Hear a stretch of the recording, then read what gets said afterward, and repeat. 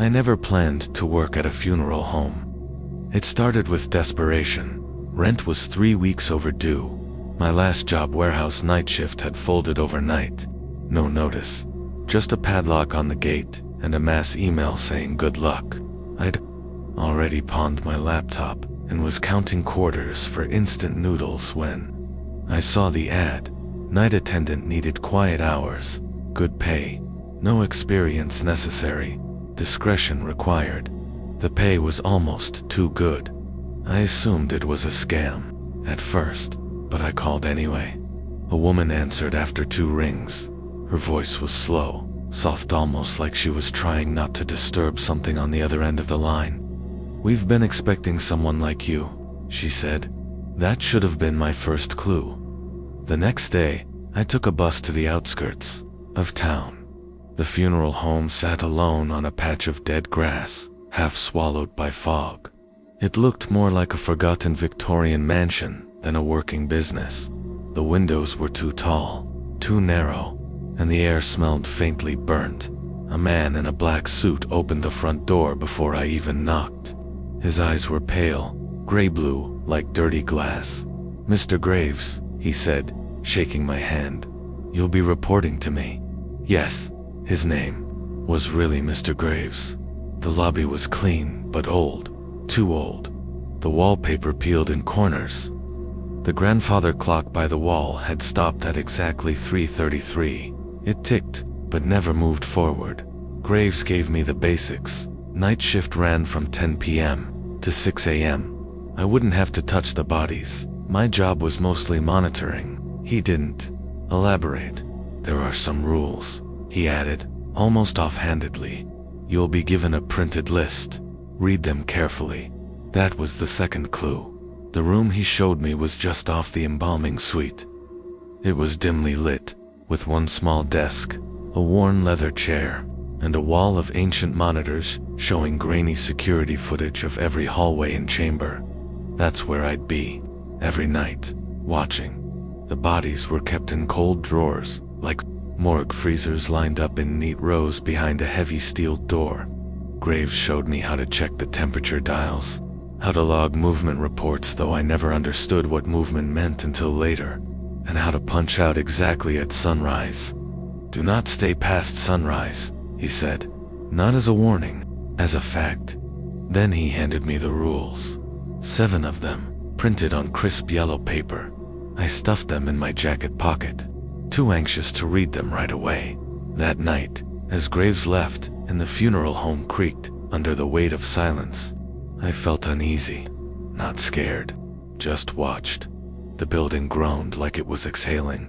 I turned to the monitor, showing the cold chamber. One of the drawers was slightly open. I stared at it, thinking maybe I'd imagined it. I blinked, and it was closed again. My second night on the job, I arrived 10 minutes early. The air around the funeral home felt colder than usual. Not just weather cold, cold, like stepping into a place the world had forgotten. Mr. Graves met me at the door again. He was already dressed, in his usual suit, looking like he hadn't blinked since yesterday. "Tonight, read the rules," he said. "Every one."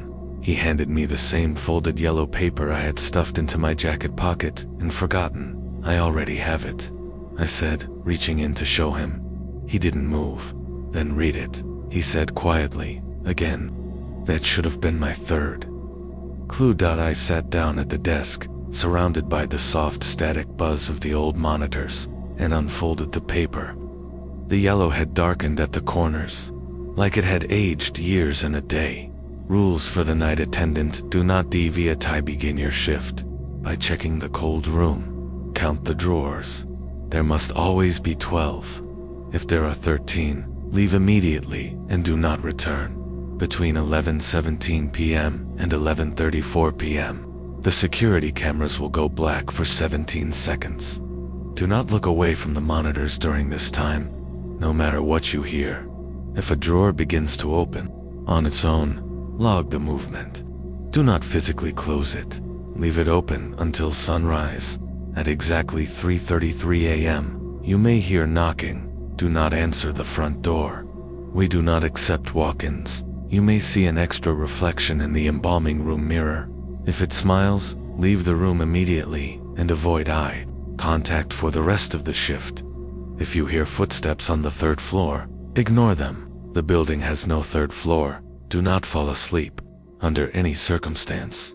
If you wake up with a drawer open beside you, do not move until the lights flicker 3 times.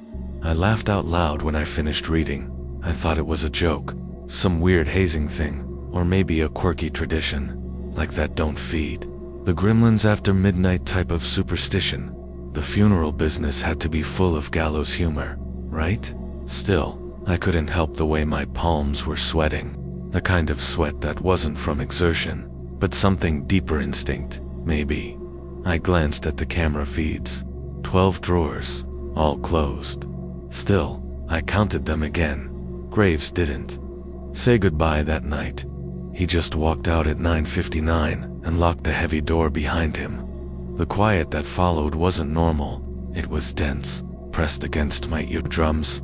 Even the static hum of the monitors sounded far away. At exactly 11:17, just like the rules said, the screens flickered and went black. I leaned forward, remembering the 2nd rule, do not look away from the monitors. I kept my eyes locked onto the darkness on screen, heart thudding in my ears. Then came the sound, a dragging noise, slow, wet, like something being pulled across tile.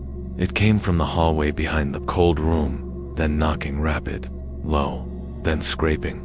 I gritted my teeth and kept my eyes on the screen. I told myself it was just a power hiccup, an old building creaking, maybe rats. The screens blinked back to life at 11:34. Everything looked the same, but on camera. For the drawer on the far left was now slightly open, just 2 inches. I stared. It had definitely been shut earlier. The rules came flooding back to me. Do not close it. Log the movement. Leave it open. I opened the thick, red leather-bound movement log from the drawer and scribbled down the time, date, and camera number. When I looked up again, the drawer on screen was still open, but something about it felt different, like it was listening. The next few hours passed in a strange haze. I didn't get up from the chair, didn't eat the snack I brought, didn't check my phone. It didn't feel like I was allowed to. At 3:33 a.m., right on schedule, the knocking started. Not loud, not frantic, just polite. 3 knocks, then silence, then another 3 dot, then a voice. Low, hoarse, a man's voice. Please, it's cold out here. I turned toward the front hallway, my legs frozen beneath the desk. I couldn't see the door from my position, but the sound was unmistakable. I remembered Rule 4. Do not answer the front door. Still the voice sounded familiar. Please, let me in. I think I'm hurt. I gripped the arms of the chair. Sweat rolled down my back. Then my phone lit up. A text from an unknown number. Don't get up. Not yet. Not until it's done knocking. I dropped the phone. I never gave this job my number. I lasted 3 more nights without breaking a single rule. Each night, I sat stiff in that leather chair, following every instruction like gospel. Count the drawers. 12. Stare at the monitors. During the blackout, log the movements. Ignore the knocking. Ignore the 3rd floor. I didn't sleep. I didn't speak. I didn't move unless the rules said I could, and it worked sorta. The nights were still wrong. The air still felt heavy. Sometimes I swore I saw shadows moving just off camera, but nothing happened, not until night 5. It started small, a mistake anyone could make. The cold room drawer that usually shifted drawer. One opened again during the monitor blackout. I logged it as usual, but this time, I noticed something odd on the screen. A tag. A white toe tag had fallen to the floor beside the drawer. It looked like it had been yanked off. I leaned closer. The footage was grainy, old, barely better than a VHS, but something about that tag, it made my chest tighten. I knew I shouldn't, but I had to see it for myself. The rules didn't say not to go inside the cold room, just not. to close any drawer that moved on its own. I grabbed the backup flashlight and walked the corridor. Each step closer made my ears ring harder. My skin prickled like it was warning me. I was walking into something alive. I opened the cold room door. It was colder than before. My breath fogged in front of me. The drawers stood in neat lines, 12 of them. Drawer 1 was slightly ajar, just like on the camera, and the tag was there. Lying on the floor, I stepped inside. The metal clanged under my boots. The moment I crossed the threshold, I felt watched. I bent down, picked up the tag. It was blank. No name, no number. Just an empty white tag soaked around the edges with something dark. I backed up, and that's when I did it. My elbow brushed against drawer 2, just brushed. It tanned. It slid open a few inches. It hadn't moved on its own. I had touched it. That broke the rule. Panic hit me like cold water. I reached out, pure instinct, and shoved the drawer shut with both hands. The clang echoed around the room, and then silence. I stood there, frozen. 1 breath, 2, then came the sound. From inside the drawer I had just closed came a tap, tap, tap, tap, tap, followed by something worse. A scratch, then another, and another, like fingernails dragging along the inside. I backed up slowly, then ran, slamming the cold room door behind me. Back in the monitoring room, I checked the feed drawer, 2 shut drawer, 1 still open, like before, but the movement on the screen wasn't the drawers. It was something in the hallway behind me. A blur. I spun around. Nothing there. Just the long corridor. The walls pulsed, somehow darker than before. Then I noticed something on my desk.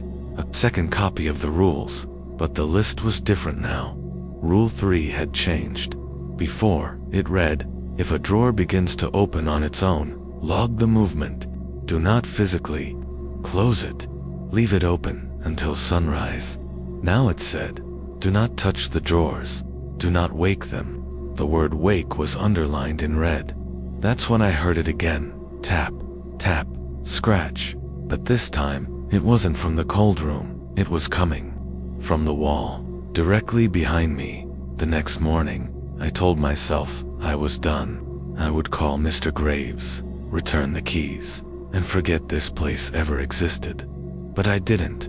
I came back. It wasn't courage. It wasn't stupidity either. It was pull. Like the house had reached out, sunk its hooks into me. I told myself I needed the paycheck. I told myself I'd just follow the rules perfectly this time. No touching, no exploring, no curiosity. That night, I entered with my back tight and heart braced. The cold room drawers were all closed except one drawer, 1, of course, always just slightly ajar, like it was waiting. I counted them twice. 12. Still. 12. The new rule paper was still sitting on the desk from the night before. I didn't want to touch it. I didn't want to know what might have changed again, but I read it anyway. Another adjustment. Rule 6 now read, if you hear footsteps on the 3rd floor, ignore them. There is no 3rd floor. If they stop outside your door, turn off the lights and do not breathe until they pass. There had been no mention of stopping before. I stared at the words for a long time. By 11:17 p.m., the monitors flickered black again. This time I was ready. I stared straight into the void of the screens, unmoving, but something was different. I didn't hear dragging or knocking this time. I heard breathing, deep, labored, like lungs, struggling after years underground. Then came a voice, whispered directly in my ear even, though I was completely alone. He closed the drawer. I flinched. My eyes stayed locked to the screens, but my peripheral vision buzzed like static, like something was just outside of my field of view, waiting for me to look. When the screens came back, drawer 1 was fully open. Drawer 2, the one I had shut the night before, was open again too, but something had changed. Something inside it was missing. A toe tag lay on the ground, just like before, but this one had a name. My name, handwritten, ink smudged like it had been licked. I stood up, my breath caught, because there was something new, a motion sensor alert flashing red on camera. 7. Camera 7 showed the top of the staircase, an angle I'd never seen triggered before. The feed was always static. Now, it was clear footsteps, not just audio-visual. A figure slowly descending, step by step, wearing a black suit, thin frame, hollow face, pale skin, no eyes. It looked like Mr. Graves, but older, crisper, hungrier. I backed away from the monitor. That's when I heard the creak outside my office door. One step, then another. I remembered the updated rule. If they stop outside your door, turn off the lights and do not breathe until they pass. I dove for the switch. The room plunged into darkness. Only the soft red glow of the emergency exit sign remained. The footsteps reached the other side of the door. Then silence. Then a whisper. Don't hold your breath too long. You'll need it for the screaming. I clenched my jaw and held my breath anyway. After 30 agonizing seconds, the footsteps resumed, fading down the hall. Slow, unhurried. I didn't breathe again until I heard the cold room door creak open. On its own, I turned the light back on. The monitors flickered. Camera 3 now showed drawer 2 wide open. And inside it was nothing. No body. No tag, just an indent in the sheet where something had been. The indentation slowly faded away, like someone invisible had just stood up and walked out. I checked the door. It was locked. I checked the time. 3:33 a.m. A knock came, but not from the front door. This time, it came from under my desk. I didn't look under the desk. I couldn't. I sat frozen until dawn, arms locked around myself, watching the monitors with the brightness turned up as high as it would go. Nothing else moved after the knock. Nothing on screen, nothing in the halls. But I didn't move either. At 6 a.m. sharp, the outside lights clicked on, and the door unlocked automatically with a low mechanical clunk. Sunrise. I walked outside like I was stepping out of a crypt. The air smelled clean again, normal, almost like I'd imagined it all. I didn't go home. Instead, I circled the block until I found the only coffee shop nearby. I sat there for 2 hours, sipping cold brew I couldn't taste, going over the rules sheet in my mind. Why did the rules keep changing? Who wrote them? And most importantly, what happened to the people who broke them? Something told me I wasn't the first. That night, I returned early, an hour before my shift, and tried something different. I didn't go to the monitoring room. I went to the back hallway, to a door Mr. Graves had told me never to enter, the archival chamber. I picked the lock. Inside was a long, dry room lined with wooden filing cabinets. A dusty machine sat in the corner like a fossil from a forgotten century. The air smelled like old cloth and something meatier. I pulled open drawer after drawer until I found it. Night logs. 1982 to 2017. Dozens of leather-bound books. I grabbed the oldest one and flipped to a random page. May 3, 1984. Movement recorded in drawer 6. Employee Marcus D. did not report afterward. Drawer was empty by morning. Body never recovered. Rule updated.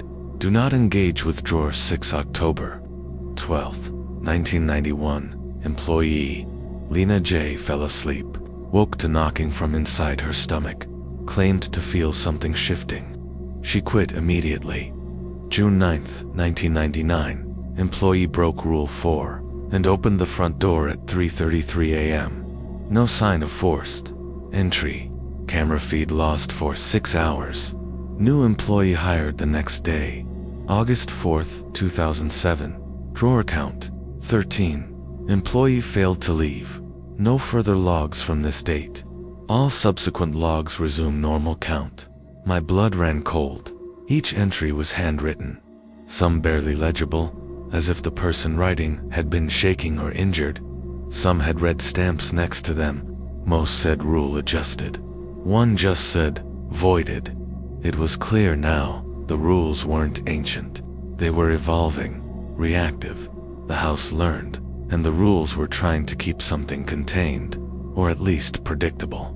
I pulled one final binder, labeled simply, Incident, MRGRAVS. The pages were newer, neatly typed, printed on letterhead. Subject Graves, MM, entered as night overseer in 1971. No recorded birth certificate. No family history. Presumed to be original caretaker under previous house administration. Noted to remain unchanged in appearance over 50+ years. Has not left premises in over 2 decades, save for funerals. Speaks to the house. House appears to respond. There was a photocopied photo stapled to the last page.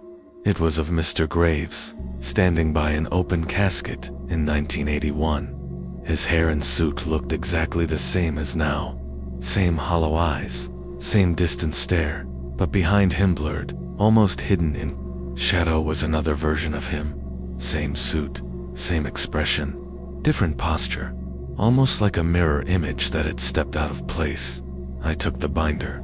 I had to. Proof. I slipped back into the monitoring room before shift start and hid the folder under the desk behind a loose panel. At 10 p.m. sharp, the lights flickered. Mr. Graves entered. He looked at me for a long time before speaking. Find anything interesting? He asked softly. I shook my head. He didn't smile, just nodded once and walked out. But something had changed. He'd never asked me a question before. That night, I watched the monitors closer than ever. And for the first time, I noticed something strange in the timestamp. Start between 2:07 and 2:09 a.m. 2 full minutes, no time passed. The clocks froze, and when they restarted, camera 5 showed drawer 6 now half open. I had watched that feed the whole time. It had never moved. I checked the logbook. Drawer 6 was the one that had taken Marcus back in 1984. My hands shook as I went to record the entry, but the logbook was already open, already filled in my handwriting, time-stamped perfectly, but I hadn't written it. Drawer 6 open. Subject Marcus D has returned. Returned. I grabbed the flashlight and sprinted down the corridor before I could talk myself out of it. The cold room door was ajar. Drawer 6 was open. Inside it lay a body, fresh, not embalmed, not prepped, just fresh. A man no older than 40. His skin was pale, bloated at the fingertips like he'd been submerged. His face, I recognized it, not from TV, not from any file, from a mirror. It was me, eyes open, empty, mouth agape, like it had died. Mid-scream, I stumbled backward and slammed the cold room door, almost vomiting on the tile floor. Back in the office, I flipped through the binder again, desperate for answers. One final page caught my eye tucked between sheets. A small note, handwritten in clean cursive. If you see yourself in the drawer, you've already died once. The house is just deciding when to make it stick. I should have run. I should have grabbed the binder, burned the rules, and walked out without looking back. But IDN. Single quotes too. Something about seeing myself in that drawer didn't just scare MIT, anchored me, like I had become a part of the funeral home, or worse, like I'd always been a part of it. The next night, I didn't eat. I didn't speak. I just watched. Every noise became a signal. Every flicker on the monitors felt intentional. At 11:17 p.m., the blackout came. I stared into the darkened monitors, as always, eyes wide, afraid to blink, but this time, the silence didn't hold. From behind the wall, behind the desk, something began whispering, not words, but syllables, guttural and ancient, like bone dragged across stone. The monitors blinked back to life. Drawer 6 closed. Drawer 1 open. As always, drawer 3, now wide open, too. My stomach turned. Drawer 3 had never moved before. I flipped back through the logbook. The last entry for drawer 3 was in 1993. The entry read, Drawer 3 shifted violently. Audio recorded something speaking backwards. Employee reported hearing Ohm voice coming from inside the drawer. Quit, same night. Rule added. Do not respond to anything calling your name unless you can see the mouth it's coming from. I looked at the monitor again. Camera 3's audio had activated. A low, crackling buzz played through the tiny speaker above the monitor. Then it said at my name, Ethan, a whisper. My exact voice, but stretched, slower, slightly higher pitched, like it was mocking me. I turned off the speaker. Then something knocked on the office door. Just once, knock, then silence. I stood up slowly and reached for the flashlight, heart hammering so hard I could hear the blood in my ears. The knock came again. Knock. I remembered the rules. None of them said I couldn't look through the PEEPHOLE. So I did. What I said wasn't human. It looked like me, yes, but wrong. The smile was carved too wide. The eyes were too dry. The skin had a shimmer, almost like wet wax. Its neck tilted too far, like it was waiting to snap the rest of the way. It saw me, even through the PEEPHOLE. It raised a hand, my hand, and tapped once more against the door. Then it pressed its face forward, hard, until I heard a crack. The bone of its nose split sideways, but it didn't stop. I jumped back. The monitors flared, all of them. Static blurred across every feed. I tried cycling them manually, but none responded. Then the audio speaker crackled again. I hadn't turned it back on. Let us in, Ethan. All at once, the building began to breathe. That's the only way I can describe it. The walls expanded and contracted, as though lungs were buried inside the plaster. The floor creaked like ribs grinding together, and then the temperature dropped.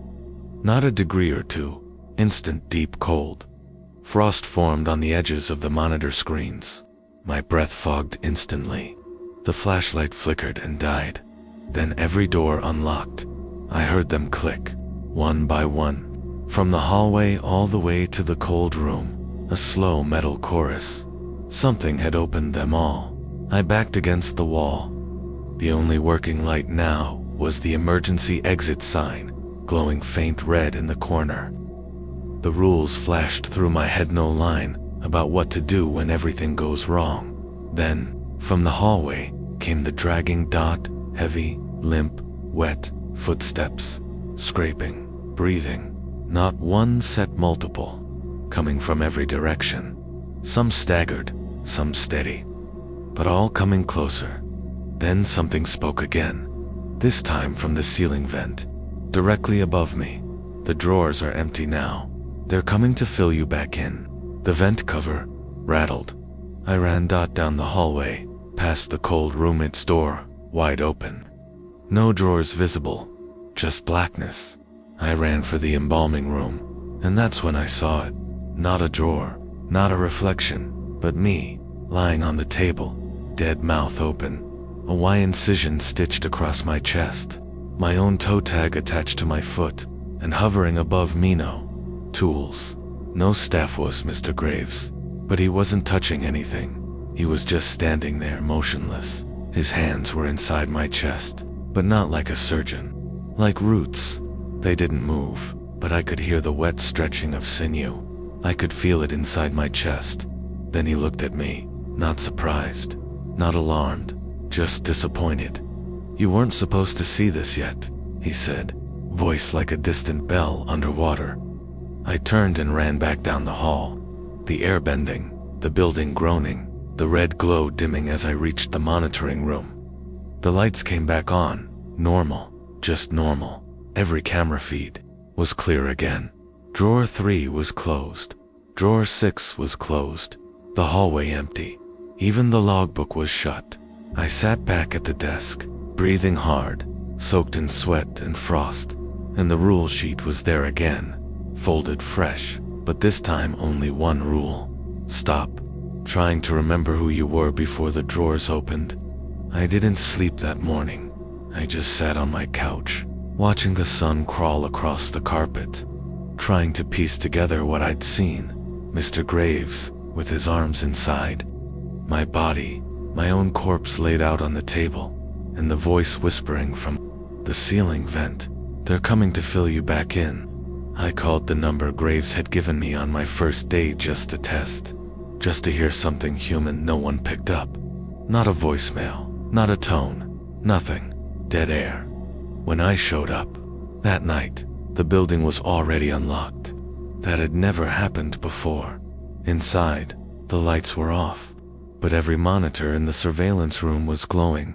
Every camera was pointed toward the embalming room, and the table was empty. No body, no Graves. The rule sheet was missing instead. Sitting neatly in the center of the desk was a black envelope with my name printed in embossed silver lettering. I opened it. Inside was a single sentence. "We all take our turn beneath the drawers." I nearly left right then. My fingers gripped the doorknob, and I even pulled it open. But the air outside was silent. Too silent. Like the world had paused. No wind, no insects, no distant traffic, not even the usual hum of fluorescent streetlights. Closed the door. That's when I noticed a shadow across the cold room feed. Camera 2, drawer 1 was open, naturally, but this time, someone stood beside it, tall, still, back to the camera. Mr. Graves. He wasn't moving, just staring into the open drawer like it held something precious. I got up. I shouldn't have, but I did. Something in me needed answers more than it needed safety. I took the flashlight and made my way down the corridor, each step echoing louder than it should have. The cold room door was ajar. Inside, the air hung heavy with formaldehyde and something older, sweeter, like rotten roses. Mr. Graves stood exactly as the monitor had shown. He turned, slowly, calmly. "You shouldn't be here yet," he said again, same as before. "But I am," I answered. He smiled faintly. "The house likes you. That's rare." He stepped aside, gesturing to drawer 1. It was fully open now. Inside was a single sheet of paper, folded once, placed neatly on the gurney slab. I reached in and took it. It wasn't a rule. It was a resignation letter, signed Mr. Graves, dated 1971, 54 years ago. "You quit," I whispered. He nodded. "But the house wouldn't let me leave," he said softly. "It gave me a choice. Stay above the drawers, or go beneath them." He reached into his pocket and pulled out another yellowed rule sheet. Not the one I had been using, an older one, almost burnt around the edges. He handed it to me. It only had 4 rules. They were simpler, harsher, and handwritten. One stood out immediately. If you break the cycle, someone must replace you before dawn. I looked up. "Is that what this is?" I asked. "You're replacing yourself with me?" Graves didn't answer right away. He looked tired now. Not monstrous, not sinister, just exhausted. "I was never meant to stay this long," he said. But no one came. I stepped back. "No," I said. "You knew I'd find the files. You left them for me." "The house chooses," he replied quietly, "but it needs help to prepare the new caretaker." And then he reached for me, not fast, not aggressive, just calm, certain. I ran. Back through the corridor, past the rooms that now all felt slanted, like the house itself was leaning inward. I slammed the office door behind me. The monitors flickered, every drawer open, but Graves wasn't on any screen, only me. On every camera, sitting at the desk, typing, smiling, and then one final alert. New caretaker registered, Ethan M. acceptance, implied by survival. The monitors confirmed it. New caretaker registered, Ethan M. acceptance, implied by survival. No option to decline. "No, are you sure?" Prompt. Just a quiet, permanent stamp by the house itself. My throat went dry. I backed away from the desk, but the air behind me felt thicker, like the oxygen had been replaced with something older, denser, something that had waited. I threw open the door and sprinted for the exit. The hallway warped as I ran longer than before. Endless. The front door was there, but it had changed. The wood looked rotted now. The glass was fogged from inside. I yanked on the handle. It didn't budge, not even a rattle. The digital lock blinked red, then green, then red again.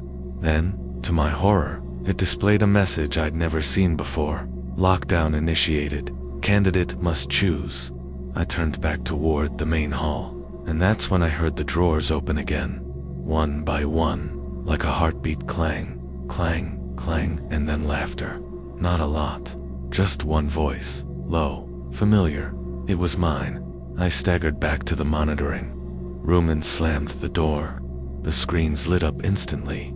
The drawers were all open, but each one now held something. A version of me. One sleeping, one gasping, one screaming, one smiling. 12 in total. Every drawer now filled with a me, except one. Drawer 13. The 13th drawer. The one that wasn't supposed to exist. But there it was, at the very top of the feed. Its label glowing faintly red. Drawer 13 was still empty, and it was waiting. I remembered Rule 1, count the drawers. There must always be 12. If there are 13, leave immediately. But I couldn't. There was no leaving. I collapsed back into the chair, panting. The rule sheet on the desk fluttered once, no breeze. Just motion. It had updated again. Only one rule now, handwritten in fresh ink. Pick the version of yourself you trust the most. Bury the rest. Pick who? I stared at the monitors. The versions of me were all moving now, shifting. One curled up in drawer 5, sobbing. One pounded against drawer 9. One stood inside drawer 11, just staring at the camerized wide, mouth open, never blinking dot. And then drawer 7's version sat up. He looked around, then locked eyes with me, not through the camera, past it. Like he knew exactly where I was. Like he remembered. He raised one hand slowly and pointed at drawer 13. Me, the real me. I looked down at my hands. They were pale, too pale. I hadn't eaten in days. I hadn't left the building. I couldn't remember the last time I'd seen the sun. Don't know. That wasn't right. Had I ever seen the sun since coming here? Suddenly, I wasn't sure. I stumbled to the hallway. The cold room door was wide open. Drawer 13 sat at the end, taller than the others. Unlabeled, its inside was lined with soft cloth, waiting for a choice. I turned back toward the desk, toward the other versions of me on the screens. And then I understood. I wasn't being offered a job. I was being given back to the house. One of us had to go in the drawer. Only one could stay out. I'd made my decision. I stood before drawer 13. Its inside was dark. Not the absence of light, the rejection of it. Like a mouth that had forgotten how to close. I reached inside my coat pocket. The original rule sheet was still there, faded, crumpled, yellowed to the point of brittleness. 12 rules. 12 drawers. But now, the 13th rule had written itself on the back in my own handwriting. If you see all yourselves and still can't choose, the house will choose for you. I wasn't going to let that happen. I thought of the version of me on camera 7, the one that had pointed toward drawer 13.com. Still accepting that wasn't weakness. That was clarity. I stepped toward the drawer and crawled inside the fabric. Lining was warm, too warm, like someone had just left. It molded to me, welcoming. I took one last breath and closed the drawer. Click. Darkness, not terrifying, just final. When the lights came back on the next morning, everything was normal again. The drawer count returned to 12. The cold room was quiet, the office clean, and in the embalming room, a man in a tidy black suit stood behind the table.